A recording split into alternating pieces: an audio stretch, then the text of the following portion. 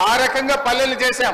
ప్రతి గ్రామ పంచాయతీకి ట్రాక్టరు, ట్యాంకరు, ట్రాలీ, నర్సరీ, వైకుంఠధామము, డంప్ యార్డు పెట్టి తెలంగాణ పల్లెలు దేశానికి ఆదర్శంగా నిలిపిన ఘనత కేసీఆర్ ది బీఆర్ఎస్ పార్టీ. అధ్యక్ష, మేము గౌరవనీయులు మంత్రి గారిని కోరేది ఒక్కటే, ఇవాళ ఈ ప్రభుత్వం వచ్చిన తర్వాత ఎస్ఎఫ్సి నిధులు విడుదల కావట్లేదు. ఈజీఎస్ నిధులు కేంద్ర ప్రభుత్వం ఇచ్చినా డైవర్ట్ చేసినారు. 15th ఫైనాన్స్ కమిషన్ డబ్బులు కేంద్ర ప్రభుత్వం ఇస్తే డైవర్ట్ చేసినారు. జీపీ జనరల్ ఫండ్ కూడా వాళ్ళ డబ్బులు వాళ్ళు ఖర్చు పెట్టుకోవడానికి కూడా ఫైనాన్స్ నుంచి క్లియరెన్స్ ఇయ్యక చెక్కులు పాసుగాక ఇవాళ సర్పంచులు ఆత్మహత్య చేసుకునేటువంటి పరిస్థితి వచ్చింది.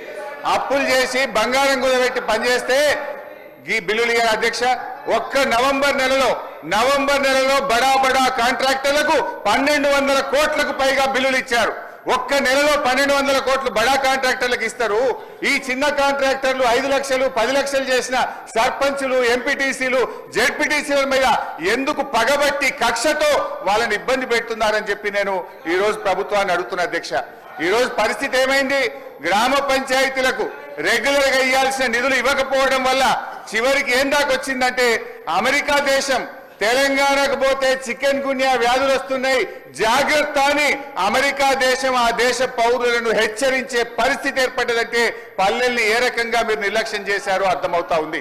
ఇప్పటికైనా ఇప్పుడు అమెరికా తెలంగాణ పోతే చికెన్ గున్యా వస్తుందని ఆ దేశ పౌరులను హెచ్చరించిందంటే ఇది మన రాష్ట్రానికి అవమానం, ఈ దేశానికి కూడా అవమానం.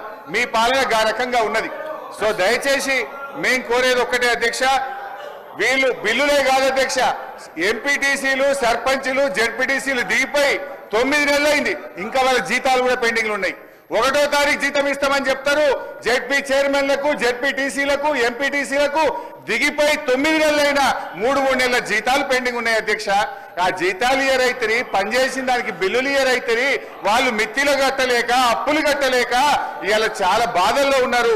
నేను సూటిగా మంత్రి గారిని అడిగేది ఒక్కటే, దయచేసి త్వరలో ఇస్తాము, తొందరలో ఇస్తాం కాదు అధ్యక్ష, స్పష్టమైన డేట్ చెప్పి గ్రామ పంచాయతీ ఎన్నికలు మీరు పెట్టబోతున్నారు, ఆ లోపు వాళ్ళ బిల్లులన్నీ కూడా క్లియర్ చేయాలని చెప్తా ఉన్నాం. మీ దాంట్లో ఏం చెప్పింది అధ్యక్ష? ఈరోజు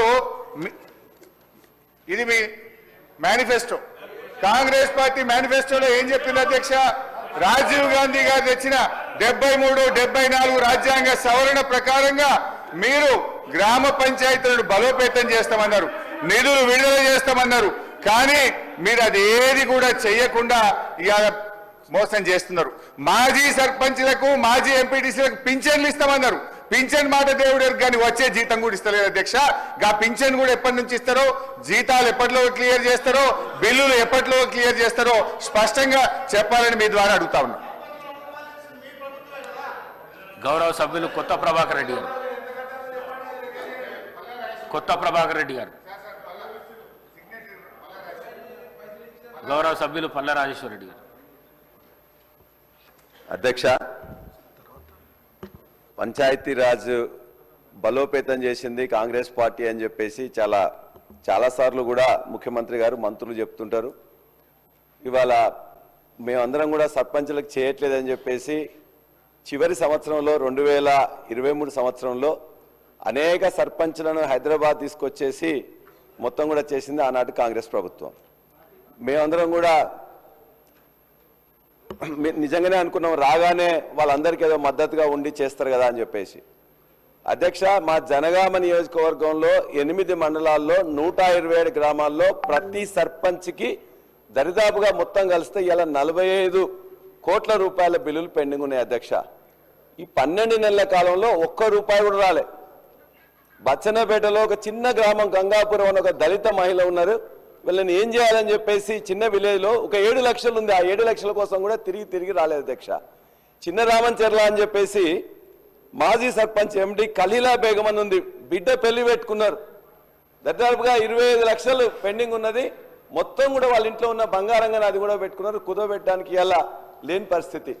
అదే బచ్చన్నపేటలో ఇంకోటి నాగిరెడ్డిపల్లి అని చెప్పేసి కూడా, అంటే ఏ గ్రామమైనా ఉంది అధ్యక్ష, నాగిరెడ్డిపల్లిలో భవానీ అని చెప్పేసి వాళ్ళ ఇల్లు కూడా కుదోబెట్టుకున్నారు, ఒకరు బంగారం కుదోబెట్టుకున్నారు.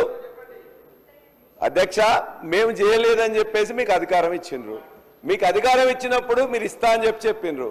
కాబట్టి ఇవాళ నా నియోజకవర్గంలో ఉండే 127 సర్పంచులకు రావాల్సిన బిల్లులను దయచేసి ఒక వారం రోజుల్లో 10 రోజుల్లో ఇవ్వాల్సిందిగా మీ ద్వారా మంత్రి గారిని నేను కోరుకుంటున్నా.